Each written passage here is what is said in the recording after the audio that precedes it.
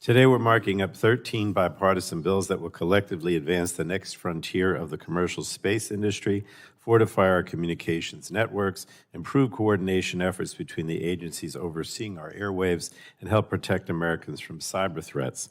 Several of the bills we're marking up today will help ensure the U.S. continues to lead the world in next-generation technology by keeping pace with the rapidly evolving wireless and satellite industry. The subcommittee's action on these bills will ensure the satellite marketplace remains competitive, nimble, and protected from untrusted actors. First, I'm pleased that we're considering H.R. 675, the Secure Space Act, bipartisan legislation that I reintroduced with Chairwoman Rogers earlier this year. This bill would extend the Secure and Trusted Communications Network Act framework to the U.S. licensing of non-geostationary orbit satellites to protect the public from untrusted entities and foreign adversaries. As innovative technologies expand the capabilities of satellites, we must protect this marketplace and its relevant supply chains from those who seek to harm us and our country. Next, we'll consider H.R. 1338, the Satellite and Telecommunications Streamlining Act, again a bipartisan bill that Chairwoman Rogers and I reintroduced last week. The bill would streamline the satellite licensing process at the FCC for certain satellite applications. This legislation will allow the U.S. to remain a global leader in space while also encouraging innovative satellite technologies to be developed and deployed here.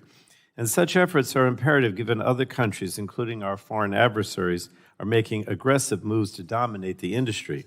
In the last few years, the combined satellite fleets of China and Russia have grown by about 70%. We must ensure that American satellite operators continue to lead the world. And we're also considering several other bipartisan pieces of legislation concerning the U.S. satellite marketplace. These bills will enhance our ability to launch satellites and allow consumers to benefit from innovative satellite uses, such as in the areas of precision agriculture and emergency services in rural areas or areas impacted by natural disasters. The U.S. has to remain a market leader in the satellite sector, and I'm glad we're advancing this legislation. Failure to do so risks our nation falling behind both our allies and adversaries in producing innovative consumer services and fortifying our public safety and national security capabilities.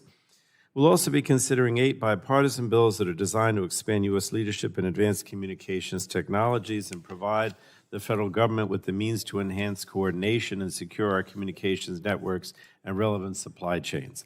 All these bills passed the House last Congress, and I'm glad we're moving them forward again.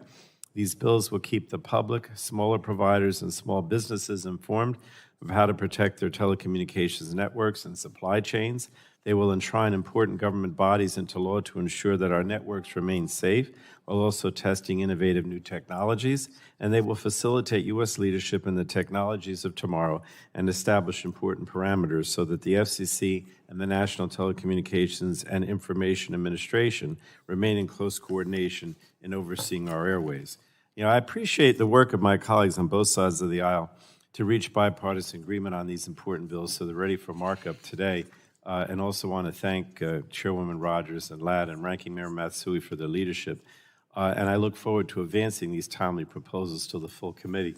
Now, you know, you hear me criticize the Senate very often, and I'm going to do it again today because many of these bills passed the House.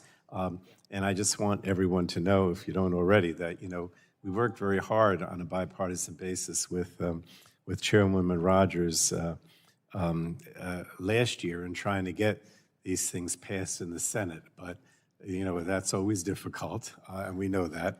But we're going to continue to try. And so don't get upset with us if they don't move in the Senate, because I want you to know we try hard. We really do.